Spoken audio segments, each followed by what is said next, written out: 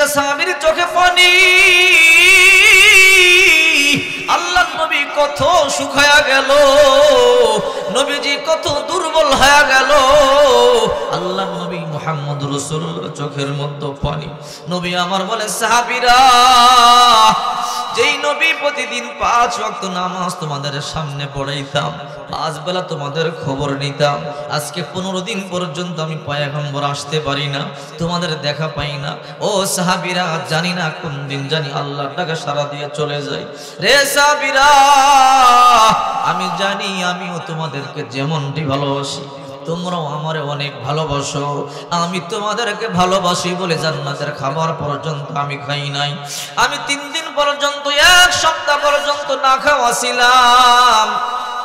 এমন সময় ছিল আল্লাহ পাক হুকুম দিয়েছিল, জিবরাইল যা যা আমার বন্ধুর কাছে যা, আমার বন্ধুর গিয়া বল আমার বন্ধু চাইলে জান্নাত থেকে আমি খাবার পাঠিয়ে দেব।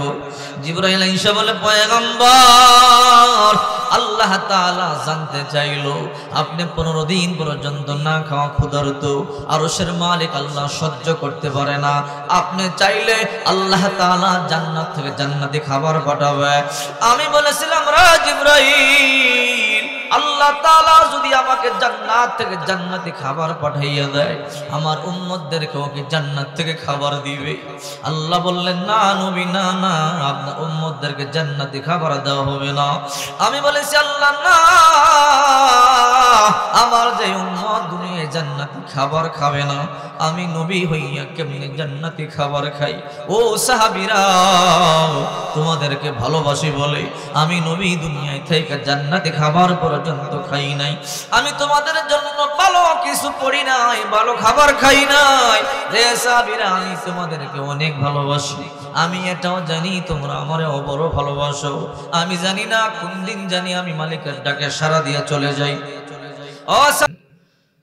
আলহামদুলিল্লাহি রাব্বিল আলামিন।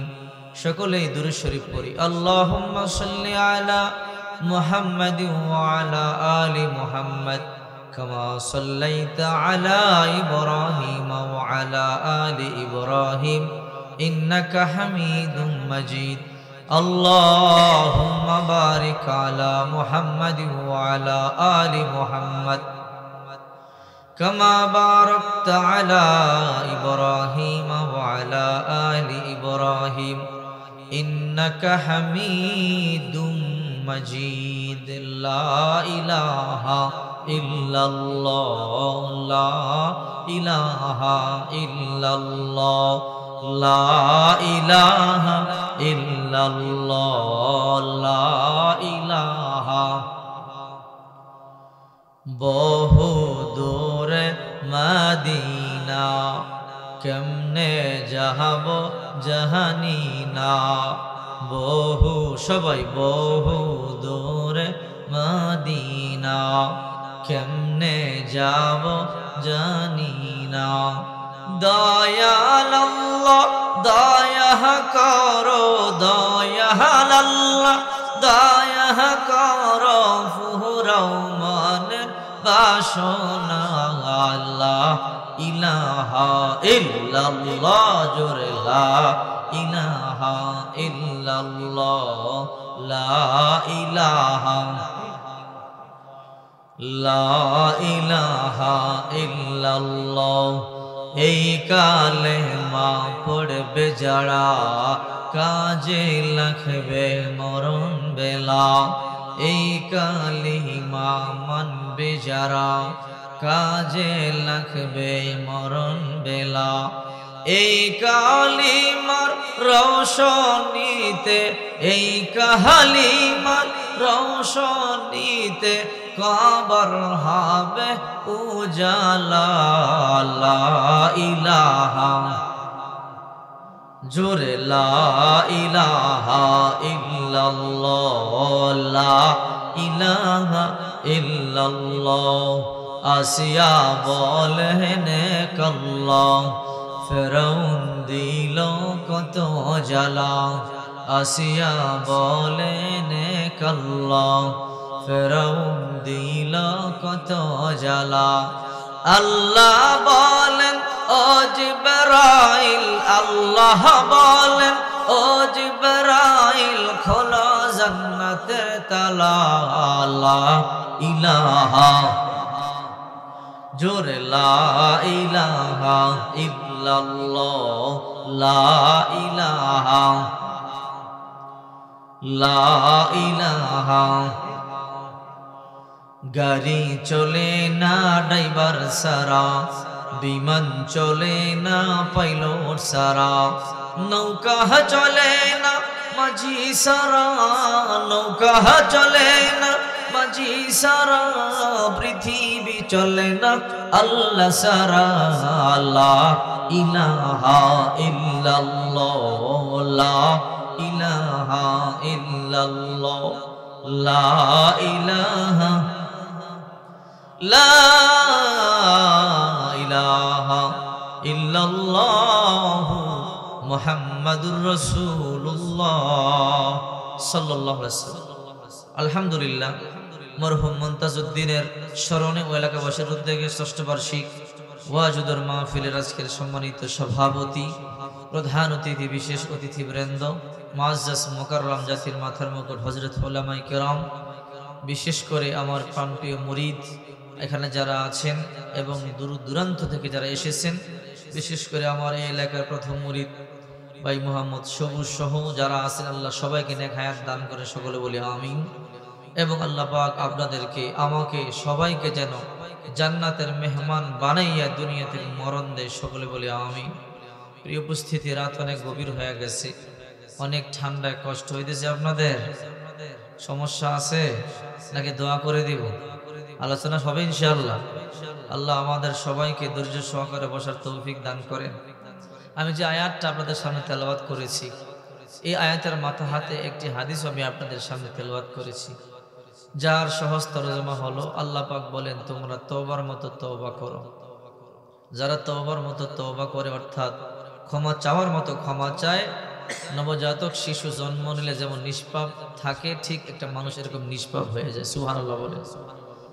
আল্লাহ পাক এমন এক দয়ালু আল্লাহ, পৃথিবীতে যে যতই পাপ করে, পৃথিবীতে যে যতই অপরাধ করে, যখন আল্লাহর কাছে ক্ষমা চায়, আল্লাহ পাক রব্বুল আলামিন সমস্ত পাপ রাশিগুলোকে ক্ষমা করে দেয়। সুবহানাল্লাহ বলেন। আল্লাহ পাক বলেন ইয়া ইবাদি, হে আমার আদরের বান্দা বান্দি, আল্লাযীনা আসরাফু আলা আনফুসিহিম, যারা নফসের উপরে জুলুম করেছো, গুনাহ করেছো, চুরি করেছো, ডাকাতি করেছো, জিনা করেছো, মানুষ হত্যা করেছো, যে যত বেশি অন্যায় করেছো, আমার রহমত থেকে নৈরাশ হইও না, আমার কাছে ক্ষমা চাও, আমি আল্লাহ ক্ষমা করে দিব। সুবহানাল্লাহ, ক্ষমা করে দিব। রাসূল করিম সাল্লাল্লাহু আলাইহি সাল্লাম, ওনার থেকে নিষ্পাপ মানুষ এই দুনিয়াতে আছে? কথা বলেন না।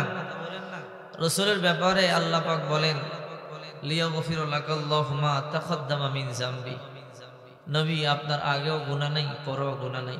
নবীজির কি গুনাহ আসেনি? যে নবীর আগেও গুনাহ নাই, পরেও গুনাহ নাই, ওই নবী দৈনিক 70 থেকে 100 বার তওবা করতেন। কখনো 70 বার, কখনো হাদিসে আসছে 100 বার তওবা করতেন। আল্লাহ আপনি আমারে মাফ করে দেন। সুবহানাল্লাহ। আর আমরা যে গুনাহ করি, সেই গুনার হিসাব আসেনি?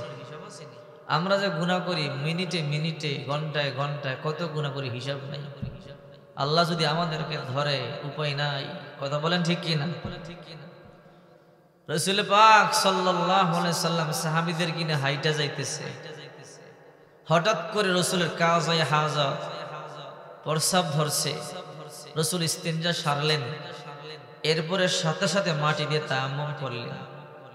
সাহাবায়ে কেরাম বলেন নবীজি আপনি মাটি দিয়ে তায়াম্মুম করলেন কেন? একটু সামনে গেলেই তো পানি আছে, 1 কিলোমিটার সামনে গেলেই তো পানি আছে, ওখান থেকে না হয় আপনি ওযু করে নেবেন। আল্লাহর হাবিব বলেন সাহাবীরা আমি যে সেই জায়গা পর্যন্ত যাইতে পারবো, হায়াত পাবো, সেই গ্যারান্টি তোমরা দিতে পারো? আল্লাহু আকবার বলেন। এই পৃথিবীতে কত মানুষ ছিল, চলে গেছে। আজকে রাত্রে কে কে চলে যাবে কি বলতে পারি? কত আশা আর কত স্বপ্ন নিয়ে আজকে রাত্রে মানুষ ঘুমাবে, অথচ ঘুমের ঘরে কত মানুষ আজকে চিরদিনের জন্য চলে যাবে। আশা স্বপ্ন সবই থেকে যাবে। কেউ চিন্তায় আছে কালকে জুমার দিন, সকালবেলা মেয়ের বিবাহের বাজার করব, ছেলের বিবাহের বাজার করব, বন্ধু বান্ধবকে দাওয়াত দিয়েছি, কালকে বাড়িতে আসবে, বাজার করব, দোকান উদ্বোধন করব, জমি রেজিস্ট্রি করব, অথচ এই স্বপ্নই থেকে যাবে। রাত্রে যে ঘুমাবে এই ঘুম আর কখনো ভাঙবে না, ঠিক কিনা বলেন? এই জন্য বিশ্বনবী মুহাম্মদুর রাসূলুল্লাহ সাল্লাল্লাহু আলাইহি ওয়াসাল্লাম বলেন, আত-তাইবু মিনাজ যামবি কামান লা যামবা লাহু। যখন কোনো মানুষ তাওবা করে, যখন কোনো মানুষ আল্লাহর কাছে ক্ষমা চায়, আল্লাহ জীবনে বহু অন্যায় করেছি, বহু গুনাহ করেছি, আল্লাহ জানি না কোন দিন জানি মরিয়া যাই, যখন চোখের পানি গুলো ফেলে তওবা করে জনমের মতো ক্ষমা চায়, আসমানের রব আল্লাহ তাআলা বলে, রে বান্দা, তোর মা তোর বাবা তোরে কতটা মুহাব্বত করে, এই ভালোবাসা এই মুহাব্বতকে 100 টুকরা করে গোটা 99 ভাগ ভালোবাসা আমার অন্তরে রেখে দিয়েছি, আর 1 টুকরা ভালোবাসাকে বিন্দু বিন্দু করিয়া এই ভালোবাসা গোটা পৃথিবীর মাখলুকাতের ভিতরে দিয়েছি। এর মাঝখান থেকে তোর মা একটু সিটা ফোটা পাইছে, তোর বাবা একটু সিটা ফোটা পাইছে, এই সিটা ফোটা পাওয়ার পরে তোর মা তোর জীবন থেকে বেশি ভালোবাসে, তোর বাবা তোর জীবন থেকে বেশি ভালোবাসে, আর আমি আল্লাহ গোটা 99 ভাগ ভালোবাসা অন্তরে নিয়ে বসে আছি। তোর মা থেকে তোর বাবা থেকে ভালোবাসা কি আমার অন্তরে কম? আমি আল্লাহর কাছে একবার 2টা চোখের পানি ছেড়ে ক্ষমা চা, আমি রব জিন্দেগীর যত গুনাহ আছে মুহূর্তের মধ্যে ক্ষমা করে দেব। আতিনা ফি দারে দুনিয়া না হাসান, আতিনা ফি দারে উকবানা হাসান, ইয়া গিয়াসাল মুস্তাগীসিন আহদিনা লফতেখারা বিল উলুমে ওয়াল গিনা, হর গরিনে দেন তো তৈয়ার হায়, जो न मांगे उससे तो बेजार है। এই জন্য আল্লাহর হাবিব মুহাম্মদুর রাসূলুল্লাহ সাল্লাল্লাহু আলাইহি ওয়াসাল্লাম দৈনিক 70 থেকে 100 বার তওবা করেছে। আল্লাহর হাবিব সাল্লাল্লাহু আলাইহি ওয়াসাল্লাম ইন্তেকালের সময় সাহাবায়ে কেরামদেরকে ডেকে ডেকে পয়গম্বর সবার কাছ থেকে ক্ষমা নিয়েছে। আল্লাহর হাবিব বলে, ও সাহাবীরা, তোমরা আমাকে যদি কোনো কারণে আমি কষ্ট দিয়ে থাকি তোমরা আমারে maaf করে দাও, কারণ একটা গুনাহ নিয়ে আল্লাহর দরবারে দাঁড়াতে চাই না। ও সাহাবীরা, তোমরা আল্লাহর দরবারে আমাকে দাঁড় করায় দিও না, কারণ কিয়ামতের ময়দানে কেউ কারো আপন হবে না। ইয়াউমা ইয়াফিরুল মারউ মিন আখি ওয়া উম্মিহি ওয়া আবি ওয়া সাহিবাতিহি ওয়া বানি। ওই দিন মা কাজে আসবে না, বাবা কাজে আসবে না, বিবি কাজে আসবে না, সন্তান সন্ততি কেউ কাজে আসবে না, সবাই নিজের চিন্তায় থাকবে। চিন্তা করে দেখেন বন্ধু, সন্তানটার জন্য কত কিছু করলেন, বিবির জন্য কত কিছু করলেন। যখন আপনি মারা যাবেন যদি বলেন, বিবি অন্ধকার কবরের ঘর, সেই রাস্তা আমার তেমন চিনা নাই, যেই ঘরের দরজা কোন দিকে জানালা কোন দিকে জানি না, জীবনে কোনোদিন কবর দেশে থাকি নাই, প্রথম রাতটা তুমি একটু কবরে যাইয়া আমার সাথে কাটাইও রে বিবি। 40টা বছর তোমার সাথে সংসার করেছি, 50টা বছর তোমার সাথে আনন্দ ভর্তি করেছি, কত রং বিরঙ্গের কথা গভীর রাত্রে তোমার কানে কানে কইছি, কত আনন্দ আর কত ফুর্তি তোমার সাথে আমি করেছি।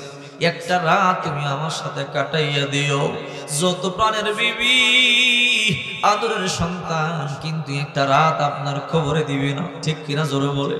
আল্লাহর হাবিব সাল্লাল্লাহু আলাইহি ওয়াসাল্লাম বলেন, ইস্তাঈযু বিল্লাহি মিন আযাবিল কবর ইন্নাহুম ইউআযাবুনা বিকুবুরিহিম। তোমরা কবরে আযাব থেকে পানা চাও, কবরে কিন্তু আযাব হয়। কবরের আযাব, ওই আওয়াজ পৃথিবীর সাপ বিচ্ছু বকরি ভেড়া দুম্বা সবাই শুনতে পায়, কিন্তু মানব জাতি শুনতে পায় না। সাহাবায়ে কেরাম বলে, পয়গম্বর মানব জাতি কেন শুনতে পায় না? পয়গম্বর বললেন, রে সাহাবীরা, মানুষ শুনলে মা বাবা দাদা দাদির লাশ নিয়ে কোনোদিন কবর দেশে যাইতো না, ঠিক কিনা জোরে বলেন। অথচ আমরা ঘন্টায় ঘন্টায় গুনাহ করি, কবরকে ভয় করি না, মৃত্যুকে ভয় করি না, জাহান্নামকে ভয় করি না। আল্লাহর হাবিব সাল্লাল্লাহু আলাইহি ওয়াসাল্লাম ইন্তেকালের পূর্বে সাহাবায়ে কেরামদেরকে ক্ষমা নিয়েছেন। আল্লাহর নবী যখন অসুস্থ হয়ে গেলেন, ইন্তেকালের 15 দিন পূর্বে পয়গম্বর নামাজ পড়াইতে পর্যন্ত মসজিদের মধ্যে যাইতে পারে না। সাহাবায়ে কেরাম কান্নার রোল। আল্লাহর হাবিব 2 সপ্তাহ হয়ে গেল মসজিদের মধ্যে নামাজ পড়াইবার জন্য আসতে পারে না। আম্মা জান আয়েশা বলে, পয়গম্বর সাহাবায়ে কেরাম শুধু কান্না করে, আপনি মসজিদের মধ্যে যাইতে পারেন না। ও পয়গম্বর, সাহাবীরা কান্না করে। আল্লাহর হাবিব বলে, রে আয়েশা বলে দাও আমি অসুস্থ, আমি যাইতে পারবো না। আমার সাহাবী আবু বকর যেন ইমামতি করে। হযরত আবু বকর ইমামতি শুরু করে দিলেন।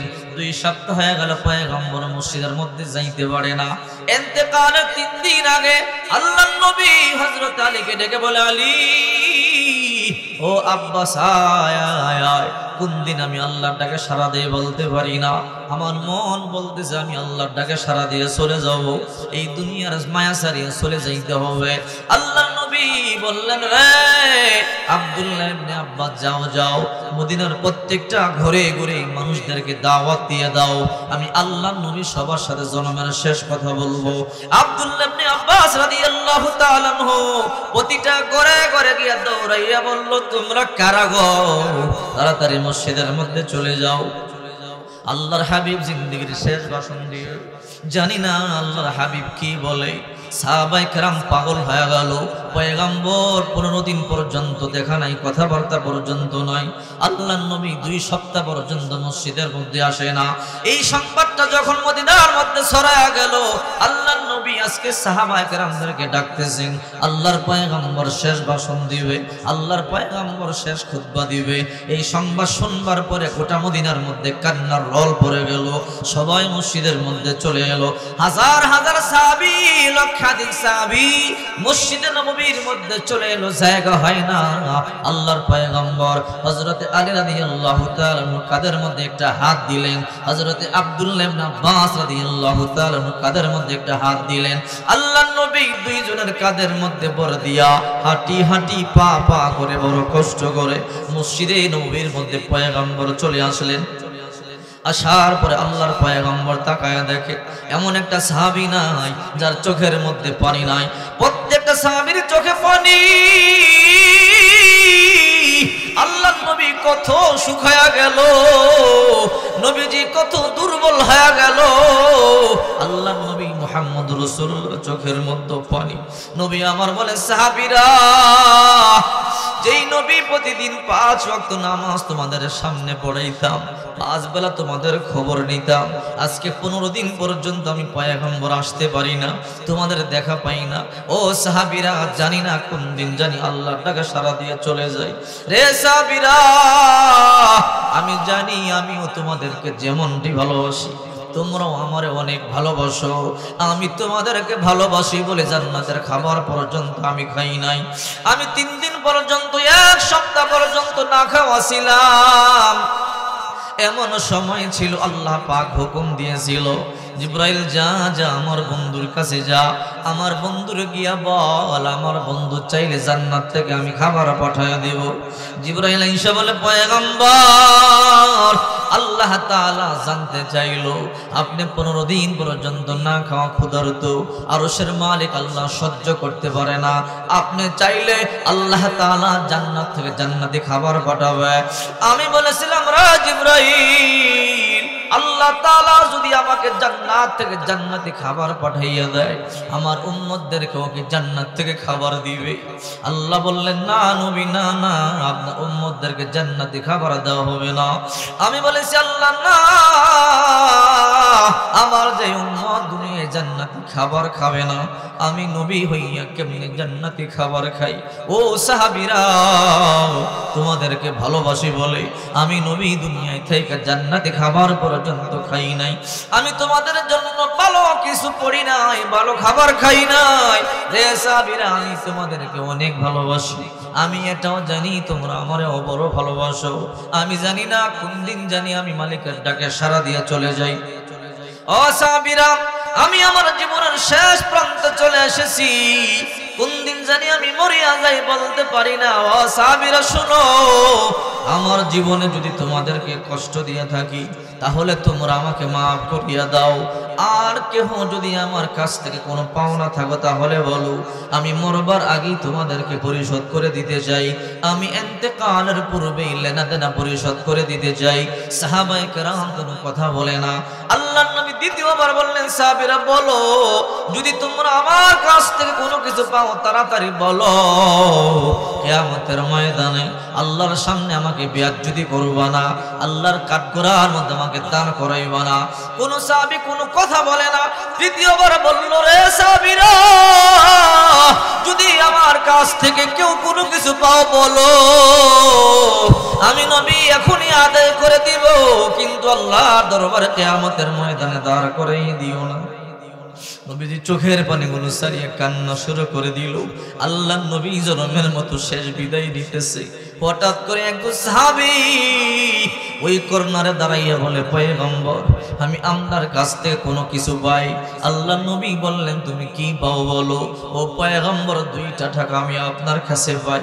আল্লাহ নবী তখন বললেন, এ সাহাবী, কোন সময় তোমার কাছ থেকে 2টা টাকা নিয়েছি একটু মনে করাইয়া দিবা কি?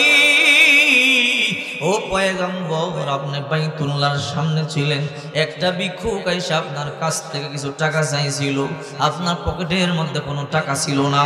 আপনি আমাকে বললেন, রে সাহাবী, যদি তোমার কাছে কোনো কিছু থাকে তুমি তাকে দিয়ে দাও, পরে তুমি আমার কাছ থেকে নিয়ে নিও। ও পয়গম্বর, 2টা টাকা দিয়েছিলাম, কিন্তু ওই 2টা টাকা আমি আপনার কাছ থেকে এখনো পর্যন্ত নেই নাই। ওগো আমার নবী, আল্লাহর কসম করে বলি, আজকে 2টা টাকা চাওয়ার জন্য আমি দাঁড়াই নাই। আপনি 3বার বললেন, কিছু পাইলে তোমরা তাড়াতাড়ি বলো। ও পয়গম্বর, আমার ভয় ঢুকলো। 3বার বললেন, না দাঁড়াইলে হয়তো আল্লাহ অসন্তুষ্ট হইতে পারে, আপনার কাছ থেকে চাওয়ার মতো অধিকার আমার নাই। ওগো নবী, সাহসও আমার নাই। আপনি 3বার বলবার কারণে আমি দাঁড়াইয়া গেলাম। নবী আমার বলল, রে সালমান ফারসি, তাড়াতাড়ি যাও, আমার তহবিল থেকে 2টা টাকা তারে দিয়ে দে, এরপরও আমি ঋণ রেখা মরতে চাই না। ওই সাহাবীকে 2টা টাকা দেওয়া হলো। আল্লাহ নবী আবার বললেন, রে সাহাবীরা বলো, তোমাদের মধ্যে আর আমার কাছ থেকে কেউ কোনো কিছু পাও কিনা বলো। সাহাবায়ে কেরামদের মধ্যে কেউ দাঁড়ায় না। আল্লাহ নবী শেষবার বললেন, আমি আর বলবো না, আমি আর থাকতে পারতেছি না, অসুস্থ মানুষ। আমার কাছ থেকে তোমরা কেউ পাইলে তাড়াতাড়ি বলো, আমার কাছ থেকে এখনই আদায় করে নাও। আর একজন সাহাবী দাঁড়াইয়া বলে, পয়গম্বর, হ্যাঁ, আপনার সাথে আমার কিছু লেনা দেনা আছে। আল্লাহর পয়গম্বর তখন বলল, সাহাবী, কি লেনা দেনা আমার বলো। ও পয়গম্বর, দাঁড়াইবার মতো ইচ্ছা আমার ছিল না, বলবার মতো ক্ষমতাও আমার নাই, কিন্তু আপনি বারবার বলবার কারণে বলতে ইচ্ছে হয়। কি বলো পয়গম্বর, একটা যুদ্ধের ময়দানে আমি আপনার সাথে ছিলাম। ও পয়গম্বর, আপনি যে ঘোড়ার মধ্যে ছিলেন তার পিছনে আমি ছিলাম। ও পয়গম্বর, আপনি ঘোড়া হাঁকাইবার জন্য পিছন দিকে বারবার চাবুকটা মারতেছিলেন, আর ওই চাবুকটা আমার পিঠের মধ্যে পড়তেছিল। ও পয়গম্বর, হিসাব যদি বরাবর করতে হয়, কেসাব যদি বরাবর করতে হয় গো নবী, আপনার পিঠের মধ্যে কয়টা আঘাত মারতে হয়। এই কথা বলতে দেরি, গোটা মদিনার মধ্যে কান্নার রল পড়ে গেল, মসজিদে নববীর মধ্যে কান্নার রল পড়ে গেল। সাহাবীরা পাগলের মতো হয়ে কান্না শুরু করলো। এখন কি তোমার এই কথা বলার সময়? আর নবী তো হাইটা চলতেই পারে না, 2জনের কাঁধের মধ্যে বর করে আল্লাহ নবী হাঁটি হাঁটি পা পা করে মসজিদে আসছে। আর এখন যদি এতগুলো চাবুক আল্লাহ নবীর পেটে মারা হয়, আল্লাহর পয়গম্বর বাঁচবে না, আল্লাহর পয়গম্বর তখনই মরিয়া যাবে। আল্লাহ নবী তখন বলল, রে সাহাবীরা, তারে আসতে দাও, আমি তারে যতটা আঘাত করেছি চাবুক দিয়া, অতগুলো আঘাত যেন আমার পিঠের মধ্যে করে তাকে জায়গা করে দাও। সাহাবায়ে কেরাম বলে, পয়গম্বর আপনি কি বলেন? যত চাবুক লাগে আমাদেরকে মারবে, আপনার পিঠের উপরে মারবার জন্য দিব না। ওই ব্যক্তির নাম হলো উক্কাশা রাদিয়াল্লাহু তাআলা আনহু। উক্কাশা বলে, রে সাহাবীরা, তোমাদের পিঠের মধ্যে চাবুক মারলে তো কেসাস বরাবর হবে না। বিচার বরাবর হবে না। চাবুক মারছে আল্লাহর নবী আমার গায়ে, আর আমি আল্লাহর নবীর গায়ে মারতে হয়। আল্লাহর পয়গম্বর চোখের পানি সারিয়া দিলেন, সাহাবায়ে কেরাম পর্যন্ত চোখের পানি সারিয়া দিল। আল্লাহর নবী তখন বলল, রে সাহাবীরা, তোমরা রাস্তা করে দাও, আমার কাছে ওক্কাশাকে আসতে দাও, আর কোনো কথা নাই, তোমরা আমার কাছে আসতে দাও। সাহাবায়ে কেরাম রাস্তা করে দিল। হযরতে ওক্কাশা রাদিয়াল্লাহু তাআলা আনহু আল্লাহর পয়গম্বরের পিঠের মধ্যে চাবুক মারবার জন্য হাঁটি হাঁটি পা পা করে সামনে আসতেছে। গোটা মসজিদের মধ্যে কান্নার রোল। হযরতে আবু বকর চোখের পানিগুলো সারিয়া কান্দে, না না ওক্কাশা, সামনে যাবি না, যত আঘাত লাগে আমি আবু বকরের কর, আমার পিঠটা সাজরা বানায়া দে, এরপর আল্লাহর পয়গম্বরের পিঠের মধ্যে আঘাত করবি না। হযরত ওমর ফারুক আয়েশা বলে, এখন কি তোর প্রতিশোধ নেওয়ার সময়? এখন কি নবীর পিঠের উপরে চাবুক মারবার সময়? জীবনে কি আর সময় পাইলি না? 15 দিন পরে আল্লাহর নবী এমনি মসজিদের মধ্যে আসলো, দুইজন সাহাবীর পিঠের মধ্যে বড় করে আসলো, আর এখন আল্লাহর পয়গম্বরের চাবুক মারবার জন্য পাগল হয়ে গেছো। যত চাবুক আছে আমার মা, আমার পিঠটারে সাজরা বানায়া দেই, এরপর আল্লাহর পয়গম্বরের পিঠের মধ্যে চাবুক মারবি না। আল্লাহর নবী বলল, আবু বকর, ওমর, রাস্তা করে দাও, ওক্কাশাকে আমার কাছে আসতে দাও। শত শত হাজার হাজার সাহাবী চোখের পানি সারিয়া কান্দে। ওক্কাশা রাদিয়াল্লাহু তাআলা আনহু আল্লাহর পয়গম্বরের সামনে আসলেন। আল্লাহর পয়গম্বরের সামনে আসার পরে আল্লাহর নবী নিজের হাতের চাবুকটা ওক্কাশাকে দিয়া বললেন, রে ওক্কাশা, যুদ্ধের ময়দানে যতগুলো চাবুক দিয়ে তোমার পিঠে আঘাত করেছি, ততটা আঘাত তুমি আমার পিঠের উপরে করো। ওক্কাশা চাবুকটা হাতের মধ্যে নিয়ে বলে, ও নবী, হিসাব যদি বরাবর করতে হয়, এই চাবুকটা তো ওই দিন আপনার হাতে ছিল না, আপনার চাবুক দিয়ে আপনি আমার পিঠের উপরে আঘাত করেছিলেন। ও পয়গম্বর, হিসাব বরাবর করতে হলে আপনার চাবুক দিয়ে আপনাকে আঘাত করতে হবে। আল্লাহর নবী রাহমাতুল লিল আলামিন সালমান ফারসিকে ডেকে বলে, ও সালমান ফারসি, আয় আয়, ওই চাবুকটা আমি আমার কলিজার টুকরা কন্যা ফাতেমার কাছে জমা দিয়েছি, যা যা ওই চাবুকটা ফাতেমার কাছ থেকে নিয়ে আয়। হযরত সালমান ফারসি রাদিয়াল্লাহু তাআলা আনহু দৌড়াইয়া ফাতেমার বাড়িতে গেল। মসজিদে নববী থেকে মাত্র 1 কিলোমিটার দূরে ফাতেমার বাড়ি। এখনো পর্যন্ত গেলে দেখতে পারবেন এমন কোন হাজি নাই যেই হাজি এই ঘরটা দেখিয়া চোখের পানি সারিয়া কান্দে না। যদি বলি, হাজি, এই ঘরটা দেখলে কেন আপনি কান্না করেন? বলে, এই তো গো হুজুর, খাতুনে জান্নাত ফাতেমার ঘর, জান্নাতের রমণীদের সর্দারিনী ফাতেমা, তার ঘরটা কেমন জীর্ণ শীর্ণ, কত কষ্ট করে জীবন যাপন কাটাইছে। এমন সময় গেছে ফাতেমার ঘরে 3 দিন পর্যন্ত খানা ছিল না, এমন সময় গেছে 1 সপ্তাহ 15 দিন পর্যন্ত ফাতেমার ঘরে খানা নাই। আল্লাহর নবী রাহমাতুল লিল আলামিন একবার 15 দিন পরে মদিনার মধ্যে ফিরলো। ফিরার পরে বিলাল রাদিয়াল্লাহু তাআলা পয়গম্বরকে গিয়া বলে, ও পয়গম্বর, আপনি মদিনার মধ্যে 15 দিন পরে ঢুকলেন, আপনি কি আপনার কন্যা ফাতেমার খবর রাখেননি? কি রে বিলাল, কি হয়েছে? ও নবী, জান জান, সব সময় মদিনার মধ্যে ঢোকার পূর্বে ফাতেমার সাথে সাক্ষাৎ করেন, আজকে সাক্ষাৎ করলেন না, জান একটু সাক্ষাৎ করেন। আল্লাহর নবী রাহমাতুল লিল আলামিন আসরের নামাজটা আদায় করিয়া হাঁটি হাঁটি পা পা করিয়া মেয়ের বাড়িতে চলে যায়। গিয়ে দরজার মধ্যে নক করে বলে, রে মা ফাতেমা, দরজা খোল। কিন্তু ভিতর থেকে কোনো আওয়াজ নাই। অন্যান্য সময় একবার ডাক দিলে ফাতেমা দরজা খুলে ফেলে, আজকে আল্লাহর পয়গম্বর 2 বার ডাকলেন, রে মা ফাতেমা দরজা খোল, দরজা খুলে না। আল্লাহর নবী 3য় ডাক দিল, ফাতেমা দরজা খোলো। ফাতেমা বলে, বাবা একটু অপেক্ষা করেন, আসতেছি। বড় কষ্ট করে ফাতেমা দরজার কাছে এসে বলে, ও বাবা, আপনার মাথার মধ্যে পাগড়ি আসেনি? বলে, হ্যাঁ। এই পাগড়িটা জানালা দিয়ে ভিতরে একটা ঢিল মারেন, আমি আপনার পাগড়িটা পরিয়ে একটু আপনার সামনে আসতে চাই। আল্লাহর নবী রাহমাতুল লিল আলামিন বুঝতে বাকি নাই আমার মেয়ের কাপড় এমন কাপড় নাই যে কাপড়টা পরে আমার মেয়ে আমার সামনে আসবে। আল্লাহর নবী পাগড়িটা ঢিলা দিলেন। হযরত মা ফাতেমা রাদিয়াল্লাহু তাআলা আনহা কাপড়টা পরিয়া আল্লাহর পয়গম্বরের সামনে এসে দরজা খুলে দিল। আল্লাহর নবী দরজা খোলার পরে ভিতরে ঢুকলো। ভিতরে ঢোকার পরেই তাকাইয়ে দেখে কলিজার টুকরা নাতি হাসান হুসাইন দুই ভাই সুন্দর করিয়া শুইয়া শুইয়া চোখের পানিগুলো সারিয়া কান্না শুরু করে দিল।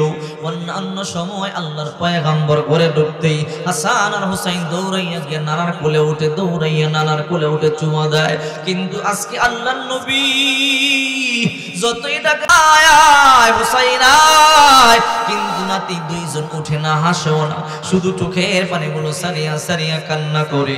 আল্লাহর নবী দুইটা নাতির মধ্যখানে বসে গেলেন। দেখলেন পেটের মধ্যে হাত দিয়ে কোনো খাবার বলতে নাই, চামড়া শুকায়া গেল, গালটা ভাঙিয়া গেল। আল্লাহর নবী কয়, কিরে হাসান কিরে হোসাইন কেন রাগ করেছো? আজকে আমাকে রিসিভ করবার জন্য কেন দরজায় যাও নাই? অন্যান্য সময় যখন আমি ডাক দেই দৌড়াইয়া দরজায় গিয়া আমাকে জবরাইয়া ধরো, আমার গালের মধ্যে আমার চোখে আমার কপালে চুমা খাও, আজকে কেন আমার কোলে উঠলা না? দুই ভাই চোখের পানি সারিয়া কান্না শুরু করে দিল। কান্না করে বলে, না না, আজকে 15 দিন ধরে আপনার আমি আমাদেরকে কোনো খাবার দেয় না। ও না না, ক্ষুধার যন্ত্রণা আর সহ্য করতে পারি না, এই জন্য আজকে উঠতে পারি না। আপনি যখন ডাক দিলেন বহু চেষ্টা করেছি উঠবার জন্য, উঠতে পারি না। দুইজন নাতি চোখের পানিগুলো সারিয়া কাঁদে। আল্লাহর নবী সহ্য করতে পারে না, অথচ এই দুইজন জান্নাতের যুবকদের সর্দার হবে, ঠিক কিনা জোরে বলেন? আল্লাহর হাবিব সাল্লাল্লাহু আলাইহি ওয়াসাল্লাম বলেন, আল হাসান ওয়াল হুসাইন সাইয়্যিদা শাবাবি আহলিল জান্নাহ। এই হাসান হুসাইন জান্নাতের যুবকদের সর্দার হবে, অথচ জান্নাতের যুবকদের সর্দাররা 1 সপ্তাহ 15 দিন পর্যন্ত না খাওয়া। আল্লাহর নবী কলিজার টুকরা কন্যা ফাতেমার কাছে গিয়ে বলে, রে মা ফাতেমা, সব সময় একবার ডাক দিলে দৌড়াইয়া যাও, আজকে 3 বার ডাকলাম, কেন দৌড়াইয়া গেল না? ফাতেমা চোখের পানিগুলো সারিয়া কান্দে। মা বল, 15 দিন পর্যন্ত নাতিদেরকে কেন খাবার দাও না? ফাতেমা চোখের পানিগুলো সারিয়া বলে, বাবা, ঘরে 15 দিন ধরে পানি ছাড়া কোনো খাবার নাই, আপনার নাতিদেরকে কি দিব?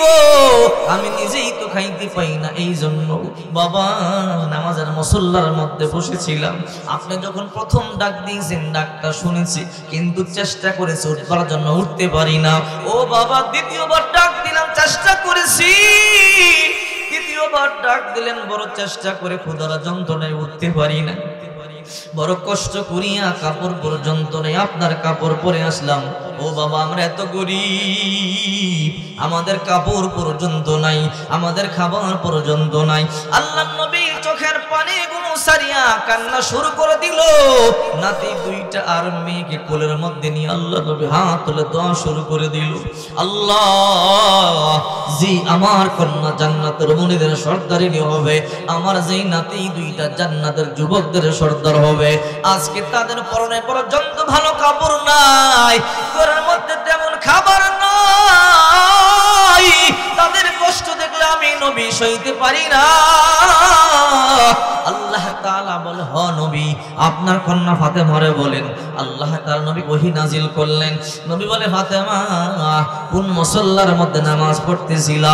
এই মুসল্লার মধ্যে নামাজ আদায় করতেছিলাম। রে ফাতেমা, মুসল্লাটা উঠাই একটু দেখ। ফাতেমা মুসল্লা উঠাইতে দেরি, তাকাইয়া দেখেন নিচে গলিত স্বর্ণের এইরকম বিশাল বড় সমুদ্র দেখা যায়। আল্লাহু আকবার বলেন। আল্লাহর নবী বলে, রে ফাতেমা, যত স্বর্ণ লাগে লও, উঠাইয়া লও। ও ফাতেমা, যত নিয়ামত নিবা জান্নাতে কিন্তু কমে যাবে।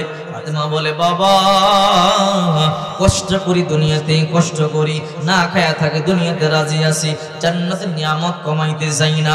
এই দুনিয়াতে আর কয়দিন বাঁচবো, কয়দিন পরেই তো মরিয়া যাব। আব্বা জান, না না, জান্নাতের নিয়ামত দুনিয়াতে ভোগ করতে চাই না, জান্নাতের মধ্যে গিয়ে ভোগ করব। আল্লাহর পয়গম্বর ওই কলিজার টুকরা ফাতেমার সামনে বলেন, ফাতিমা বিজাতুম মিন্নি, ফাতেমা আমার দেহের অংশ, কলিজার টুকরা। ফাতেমার যে কষ্ট দেয় আমি পয়গম্বরের কষ্ট দেয়, ফাতেমার যে খুশি করে আমি পয়গম্বরের খুশি করে। ওই ফাতেমার কাছে চাবুকটা, এ সালমান যা হিসাব যদি বরাবর করতে হয়, ওই আমার চাবুকটা ফাতেমার কাছে জমা দিয়েছি, যা ফাতেমার বাড়ি থেকে নিয়ে আয়। করুণ ঘটনা শুনলে আশ্চর্য হয়ে যাবেন। আল্লাহর নবীর ইন্তেকালের মাত্র 3 দিন আছে, নবী চলতে পারে না, আল্লাহর নবী একা একা উঠতেই পারে না। 2 জন সাহাবীর কাঁধে ভর করিয়া পয়গম্বর মসজিদের মধ্যে গেছে। সালমান ফারসি দৌড়াইয়া গিয়ে ফাতেমার দরজায় নক করে বলে, রে ফাতেমা দরজা খোলো। ফাতেমা বলে, কে? বলে, আল্লাহ নবীর সাহাবী সালমান ফারসি। রে সালমান ভাই, এই সময় আমার বাড়িতে কেন আসলে রে ভাই? ও ফাতেমা, আল্লাহর পয়গম্বর কি চাবুকটা তোমার কাছে জমা দিয়েছে নাকি? বলে, হ্যাঁ জমা দিয়েছে। আল্লাহর পয়গম্বর তো 15 দিন পরে মসজিদের মধ্যে আসলো, এই চাবুকটা আল্লাহর পয়গম্বরের দরকার পড়েছে। ও ফাতেমা, চাবুকটা আল্লাহর পয়গম্বর চাইছে, আমাকে পাঠাইছে চাবুকটা নিয়ে যাওয়ার জন্য। দাও দাও, চাবুকটা আমার কাছে দিয়ে দাও। এই কথা বলবার পরে ফাতেমা বলে, কেন আবার কি যুদ্ধ শুরু হয়ে গেল নাকি? আমার বাবা তো এমনি অসুস্থ, চলতে পর্যন্ত পারে না। 15 দিন পর্যন্ত আমার বাবা পানি ছাড়া কোনো খাবার পর্যন্ত খায় না। এখন আমার আব্বাজান চাবুক দিয়ে কি করবে? সালমান ফারসি বলে, না সেই কথা তোমাকে বলা যাবে না, সহ্য করতে পারবা না। ফাতেমা বলে, না রে সালমান ভাই না,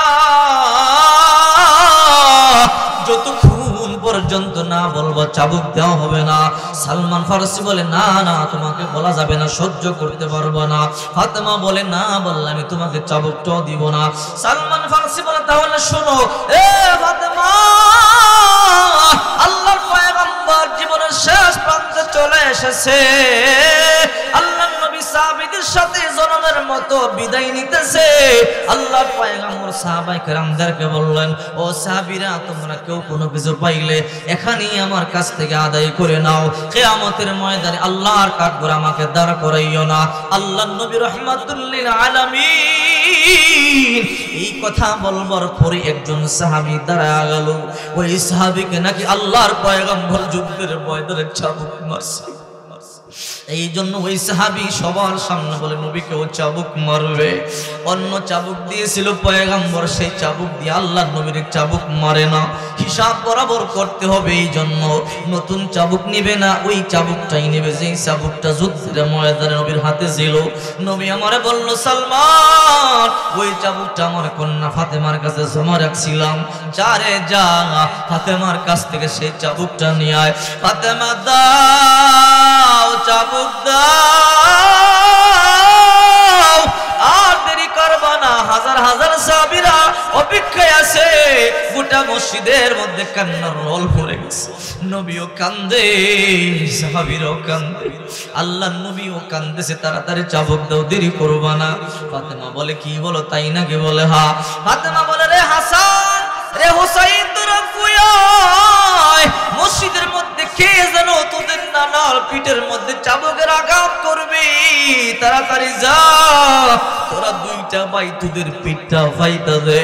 যতগুলো চাবুকের আঘাত তোদের পিঠের মধ্যে নিবি, আমার বাবার পিঠের মধ্যে যেন একটা আঘাত না লাগে। ফাতেমা বলে, হাসান হুসাইন তাড়াতাড়ি যা, নানার কাছে যা। 2 ভাই আল্লাহর পয়গম্বর 2 পার্শ্বে গিয়া দাঁড়াইয়া বলে, নানা, কে আপনার পিঠের মধ্যে চাবুক মারবে? আপনি নিজেই চলতে পারেন না, আপনি তো অসুস্থ হয়ে গেছেন গো নানা, এই মুহূর্তে কে আপনার পিঠের মধ্যে চাবুক মারে? সালমান ফারসি চাবুকটা নিয়ে আল্লাহর নবীর হাতের মধ্যে দেওয়ার পরে আল্লাহর পয়গম্বর বলল, ও কাশা, আয় আয়, তুই না চাবুক মারবি, আয় আয়। ওই সাহাবীর হাতের মধ্যে দিল। ওই সাহাবী হাঁটি হাঁটি পা পা করে আল্লাহর পয়গম্বরের সামনে আসে। গোটা মসজিদের মধ্যে কান্নার রোল পড়ে গেল। আবু বকর বলে, ও কাশা, আমার পিঠটাকে তোর পছন্দ হয় না রে, যত চাবুক আছে আমি আবু বকর রে মার। বলে, না না, তোমারে মারলে হিসাব বরাবর হবে না। হযরত ওমর বড় গরম, ওই দিন ওমরের চোখের মধ্যেও পানি। বলে, ও কাশা, যত চাবুকের আঘাত আমারে কর, এরপর আল্লাহর পয়গম্বরে আঘাত করবি না। গোটা মসজিদের মধ্যে কান্নার রোল পড়ে গেছে। সমস্ত সাহাবীরা বলে, রে উক্কাশা, যত চাবুক আছে তোর মনে যা চায় আমাদেরকে মার, নবীর মারিস না। কিন্তু ওই সাহাবী কয়, নবীর পিঠে না মারলে হিসাব বরাবর হবে না। হাঁটি হাঁটি পা পা করে ওই সাহাবী আল্লাহর পয়গম্বরের সামনে গেল। আল্লাহর পয়গম্বরের সামনে যাওয়ার পর দুই ভাই হাসান আর হুসাইন নানারে জাবরা ধরে বলে, না না, চাবুকের আঘাতে আঘাতে মরে যাব, এরপরও আপনার পিঠের মধ্যে আঘাত লাগতে আমরা দিব না। আল্লাহ নবী হাসান হুসাইন বলে, ঝড় তোরা সব, তোদের পিঠে আঘাত করলে কেসাস বরাবর হবে না। হাসান বলে, রে উক্কাশা নে, আমি হাসান আমার পিঠটা পাইতা দিলাম। হুসাইন বলে, রে উক্কাশা নে, ও নানার সাহাবী, আমি আমার পিঠটা পাইতা দিলাম। আমাদের দুই ভাইয়ের পিঠ কি তোর পছন্দ হয় না রে?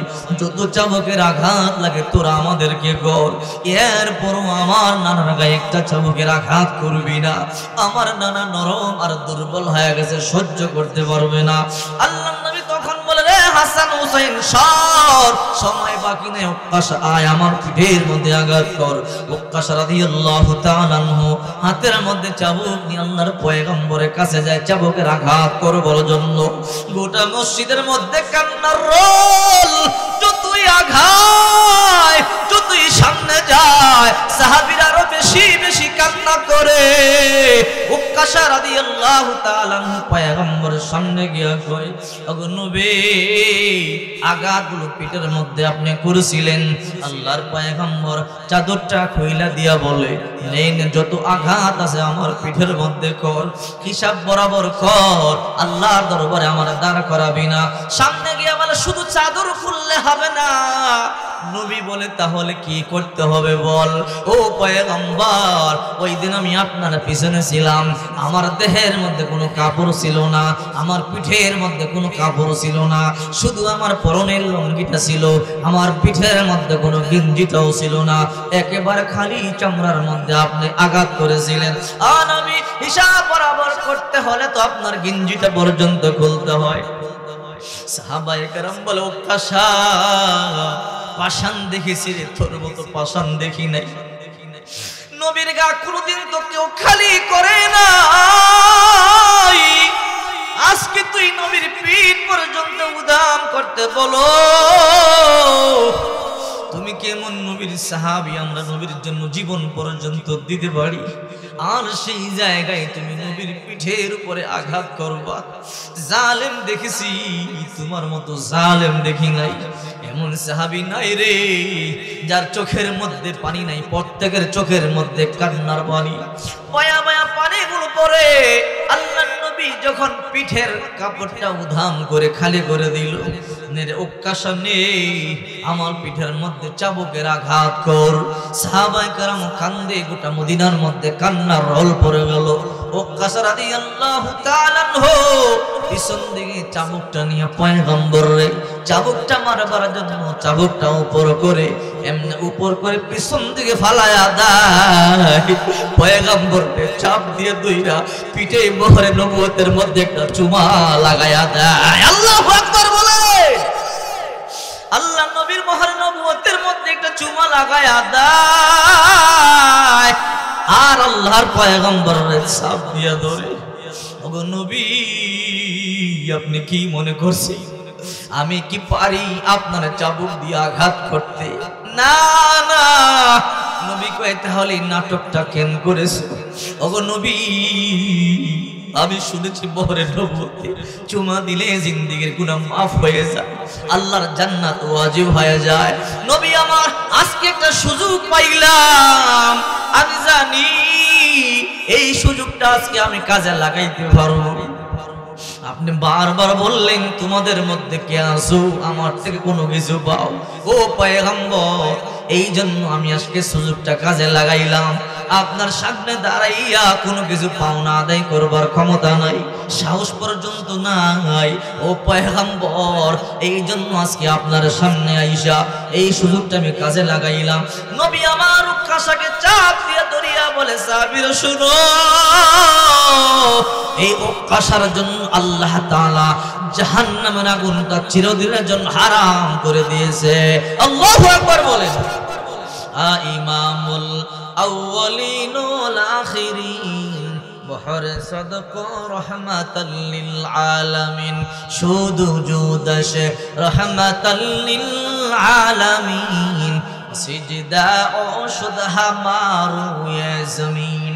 এই জন্য বিশ্ব নবী মুহাম্মদুর রাসূলুল্লাহ সাল্লাল্লাহু আলাইহি ওয়াসাল্লাম শিক্ষা দিয়া গেছে, সাহাবীরা রে, আমি নবীর কোনো গুনাহ নাই, এরপর আমি নবী দৈনিক 70 থেকে 100 বার তওবা করেছি, অথচ আমরা মিনিটে মিনিটে গুনাহ করতেছি, সেকেন্ডে সেকেন্ডে গুনাহ করতেছি, এরপর আমরা তওবা করি না।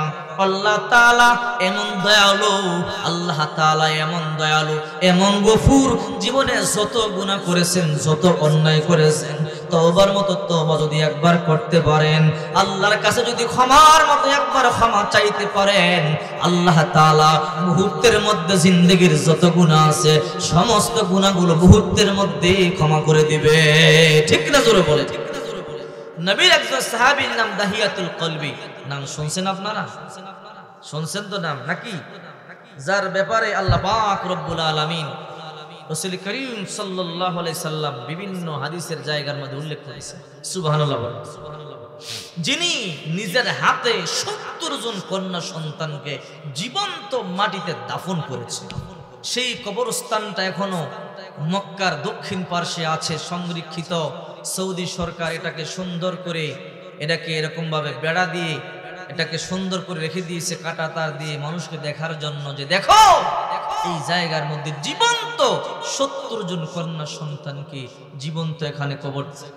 আহা, নবীজি একদিন বয়ান করতেছে, যে ব্যক্তি বলে মান ক্বালা লা ইলাহা ইল্লাল্লাহ দাখালাল জান্নাহ, যে ব্যক্তি লা ইলাহা ইল্লাল্লাহ বলে আল্লাহ তাআলা তাকে জান্নাতে প্রবেশ করাবে। আল ইসলামু ইয়ানহাদিমু মা কানা ক্বাবলাহু, ইসলাম কবুল করলে আল্লাহ তাআলা তার পিছনের গুনাহগুলোকে maaf করে দেয়। সুবহানাল্লাহ বলে।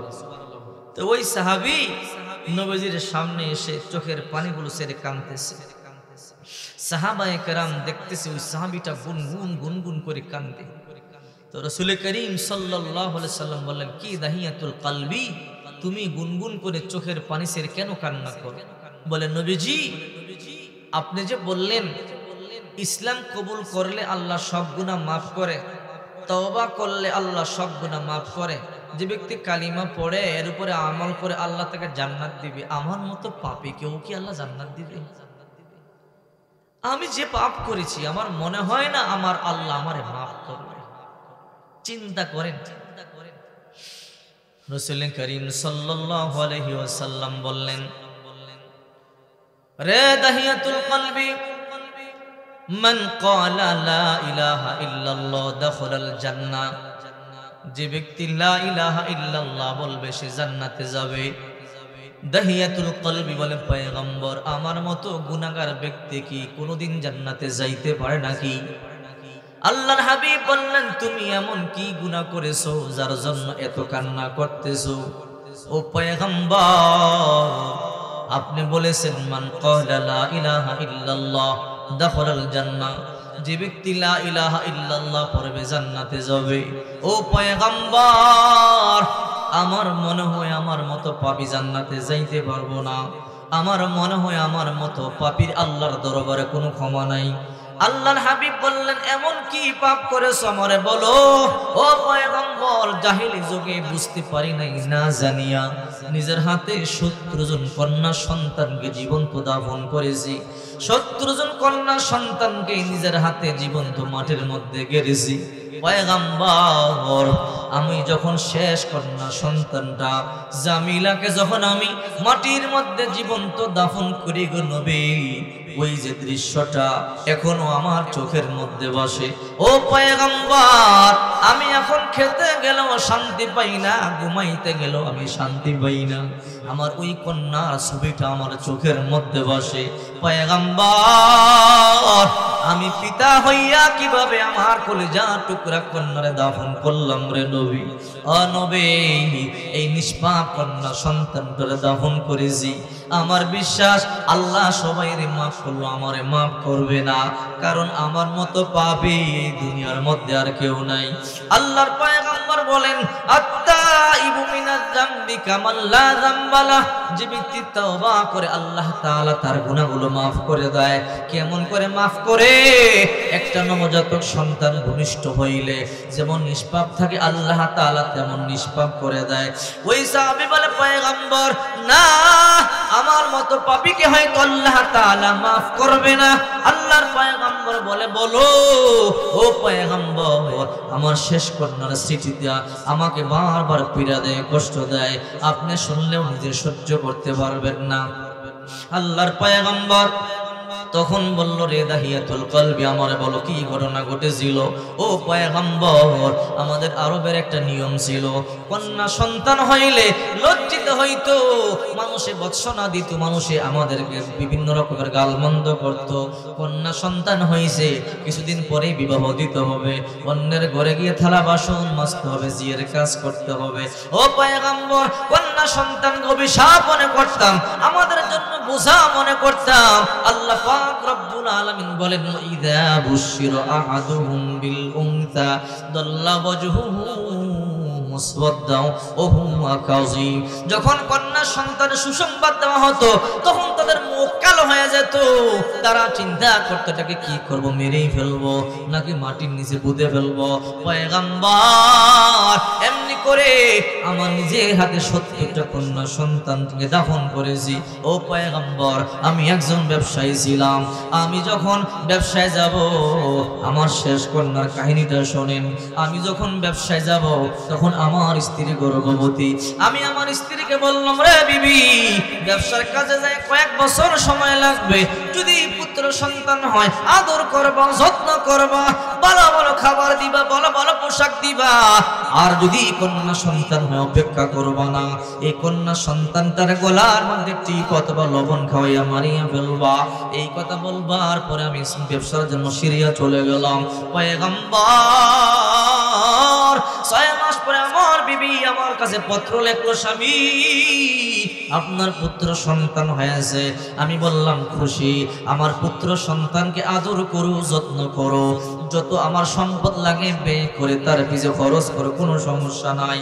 ও পয়গম্বর, কিন্তু আমার হয়েছিল কন্যা সন্তান, আমার এই কথাটা আমার বিবি গোপন রেখেছিল, কিন্তু আমারে বলে নাই।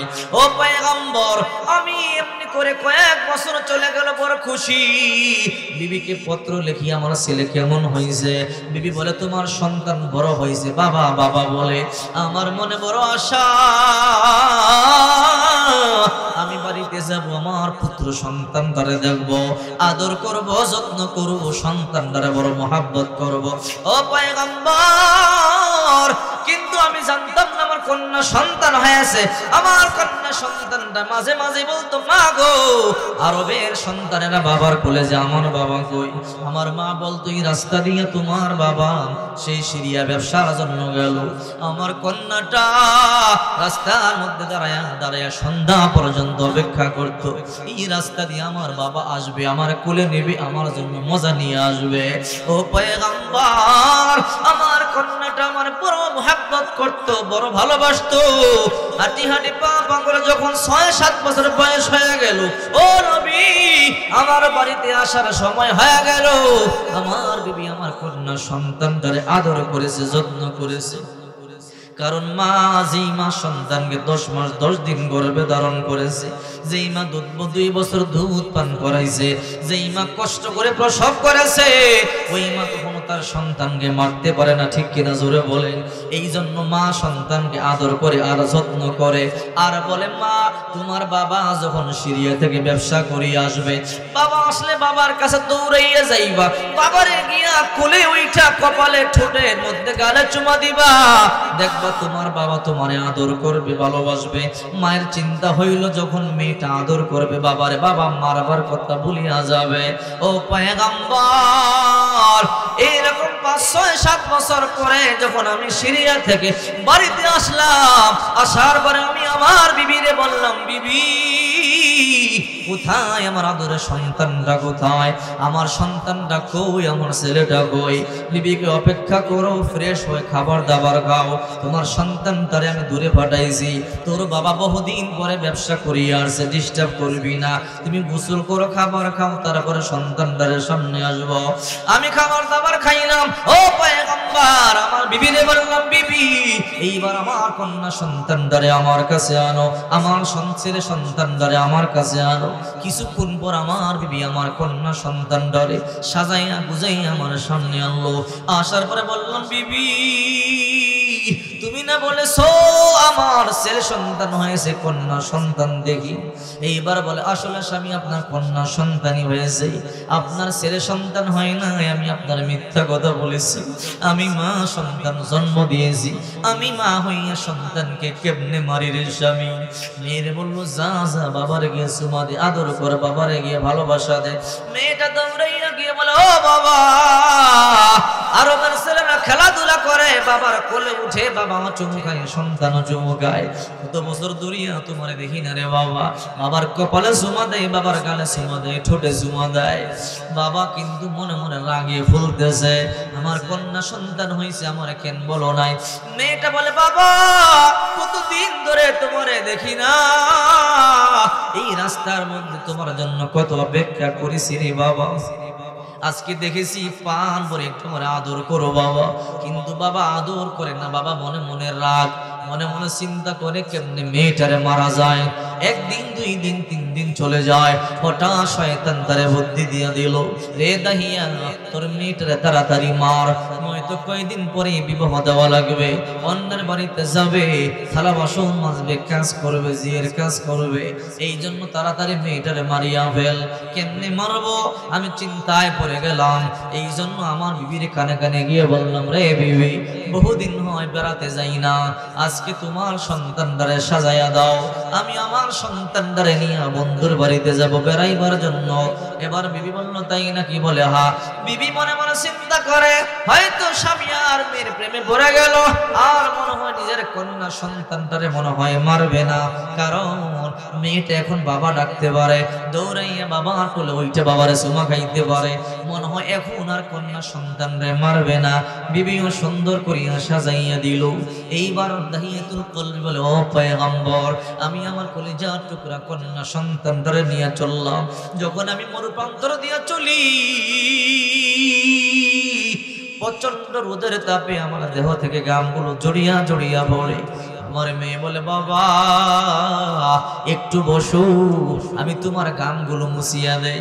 ও পয়গম্বর, আমি মেয়েকে মারবার জন্য নেই, আমার মেয়ে বুঝতে পারে না, আর আমার মেয়ে আমার ঘামগুলো মুছিয়া দেয়।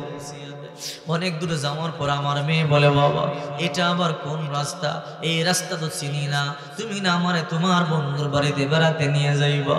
ও বাবা, এই রাস্তায় তো কোনো মানুষ আসে না, সামনে কোনো গাঁও গ্রাম না, শুধু মরুভূমি আর মরুভূমি। বলে, আর একটু সামনে আয়, দেখবি যে বাড়িতে বেড়াইতে যায় সেই বাড়িটা খুঁজে পাবো। মেয়ে বলে, বাবা চলো বাড়িতে ফিরে যাই, বেড়ানো লাগবে না। ও বাবা, তোমার বড় কষ্ট হইতেছে, চলো আমরা আবার মক্কায় ফিরিয়া যাই।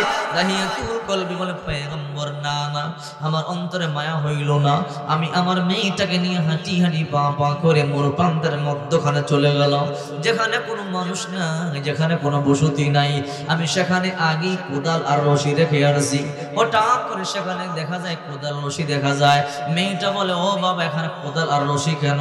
বলে, একটু কাজ করব, তুমি দেখো একটু পরেই বুঝতে পারবা। আমি মাটি খনন শুরু করে দিলাম, আমার ছোট্ট মেয়েটা বুঝতে পারে নাই রে নবী। আমি মাটি খনন করতেছি আর রোদে গামতেছি, ধুলাবালি আমার চেহারার মধ্যে লাগতেছে। আমার কন্যাটা আমার গায়ের ধুলাবালিগুলো মুছে দিতেছিল আর বলতেছিল, বাবা তোমার বড় কষ্ট হইতেছে, চলো চলো আমরা মক্কায় চলিয়া যাই। এরপর আমার মায়া হলো না, বড় যখন গর্ত হয়ে গেল, আমি আমার মেয়ের দুইটা পা বাঁধা শুরু করলাম, আমার মেয়ের দুইটা হাত বাঁধা শুরু করলাম। মেয়ে বলে, বাবা আমার হাত তুমি কেন বাঁধতেছো রে বাবা, আমার পাও কেন বাঁধতেছো রে বাবা, তুমি না আমার বেড়াতে নিয়ে যাইবা, এই মরুভূমির মধ্যে আমার হাত পা গুলো কেন বাঁধতেছো? বাবা একবার কোনো কথা বলবি না, তুই হইলি অভিশাপ, আমি তোর এই গর্তের মধ্যে ফালাইয়া সাফা মাটি দেব, তোর জন্য মক্কার আমি মুখ দেখাইতে পারি না রে।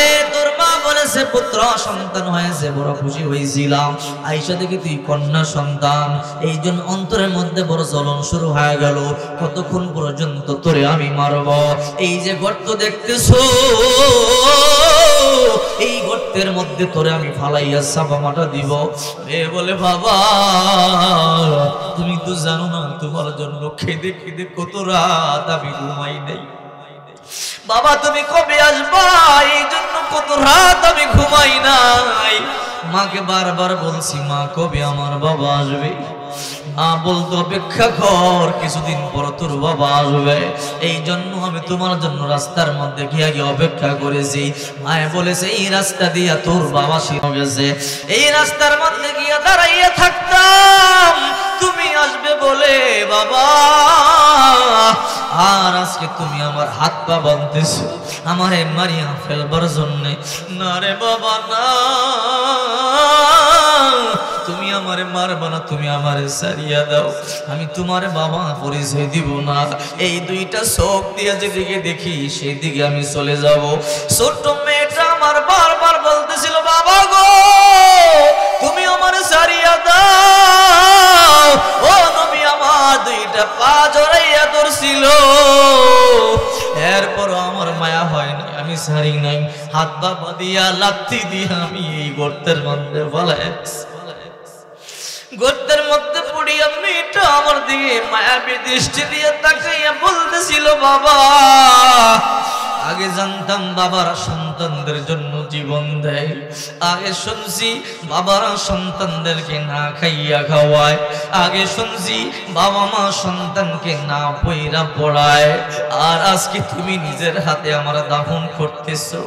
যদি জানতাম তুমি এমন নিষ্ঠুর হইবা, জীবনে কোনোদিন এই মুখ আমি তোমারে দেখাইতাম না, সেই দিকে দুই চোখ দিয়ে দেখতাম সেই দিকে আমি চলিয়া যাইতাম। ওগো বাবা তুমি আমার হাত পায়ের বাঁধনগুলো খুইলা দাও, এই অন্ধকার কবরে মাটি দিলে আমি একলা কেমনে থাকবো? আমি আমার মায়ের বুক ছাড়া ঘুমাইতে পারি না, আমি আমার মায়ের হাতে যারা খাবার খাইতে পারি না। আমার মা আমার গোসল দিত, আমার মা জামা কাপড় পরাইতো, আমার মা আমার মাথার মধ্যে তৈল মালিশ করে দিত। এখন যদি আমার তুমি দাফন করিয়া চলিয়া যাও, আমার বড় ভয় লাগে, আমি অন্ধকার কবরে একলা কেমনে থাকবো? ও পয়গম্বর, আমার মায়া হলো না, এত বড় একটা পাথর দুইটা হাতে নিয়ে ঠাস করিয়া মেয়ের মাথার মধ্যে যখন মারলাম, মাথাটা ফাটিয়া ছিন্ন বিচ্ছিন্ন হয়ে গেল, মেয়ের মাথার রক্ত আমার চেহারার মধ্যে লেগে গেল। এরপরও আমার মায়া হলো না, আমার মেয়েটা সে চিৎকার দিল, ও বাবা গো তুমি কি করলা? এই কবরে আমারে কেমনে তুমি দাফন করিয়া চলিয়া যাও? আমার বড় ভয় লাগি, আমি একলা একলা এই কবরের মধ্যে কেমনে থাকবো? নবীজি এরপরও আমার মায়া হইল না। আমি দাফন করবার পরে যখন আমি দূরে চলে গেলাম, এরপরে আমার মেয়ের চিৎকার শোনা যায়, বাবা আমার অন্ধকার কবরে রাইখা কই যাও? যাও, এই অন্ধকার কবর আমি একলা কেমনে থাকবো? ও বাবা, আমি আমার মায়ের বুক ছাড়া ঘুমাইতে পারি না, তুমি আমার নিয়ে যাও। ও নবী, আমি একটু দূরে যাওয়ার পরে আমার মেয়ের কান্নার আওয়াজটা শুনতেছিলাম। আমি আবার মনে মনে ভাবলাম, কি রে, আমার মেয়ে আমার ডাকতেছে, কি কাজটাই না আমি করলাম, এত বড় নিষ্ঠুর নাফরমান আমি কেমনে হইতে পারলাম? আমি আবার উল্টা পথে গিয়া কবর খনন করি। কবর খনন করে দেখি না, আসলে জিন্দা নাই, মরে মাটির নিচে মিশে আছে। কি করলাম? আমি আবার মাটি চাপা দিয়ে বাড়িতে চলে আসলাম। ও পয়গম্বর, ওই দিন থেকে আমি আর ঘুমাইতে পারি না, ওই দিন থেকে খাবার খাইতে পারি না। আমার মেয়ের কান্নার আওয়াজ আমার যখন কানের মধ্যে আসে, বাবা আমার রাইখা একলা তুমি কেমনে খাবার গুলো খাও? আমার রাইখা একলা তুমি কেমনে আরামের বিছানায় ঘুমাও? ও নবী, তার ওই চিৎকার আমার এমন পীড়া দেয় গো নবী, এখন আমি ঘুমাইও শান্তি পাই না, এখন আমি খাইও শান্তি পাই না রে নবী। ও পয়গম্বর, আল্লাহ সবাইরে মাফ করলো, আল্লাহ তাআলা বুঝি আমারে মাফ করবে না? আল্লাহর নবীও কান্দে, এই ঘটনা শুনে সাহাবীরাও কান্দে, প্রত্যেকের চোখের মধ্যে পানি। নবী চোখের পানি গুলো মুছিয়া দাহিয়াতুল কলবির সামনে আয়েশা বলে, আয় আয় রে দাহিয়াতুল কলবি, আমার আল্লাহ এমন দয়ালু, আমার আল্লাহর কাছে তুই মাপ চা। আমার আল্লাহ তাআলা নিজেই বলেছে, ইয়া ইবাদি আল্লাযীনা আসরাফু আলা আনফুসিহিম লা তাকনাতু মির রাহমাতিল্লাহ ইন্নাল্লাহা ইয়াগফিরুয যুনুবা জামিআ ইন্নাহু হুয়াল গফুরুর রহিম। যতই জুলুম করেছো, নফসের উপরে যতই অন্যায় করেছো, গুনাহ করেছো, আল্লাহর কাছে ক্ষমা চাও, আল্লাহ ক্ষমাশীল। আল্লাহ বলে, আমার রহমত থেকে নৈরাশ হইও না, আমি তো ক্ষমাকারী।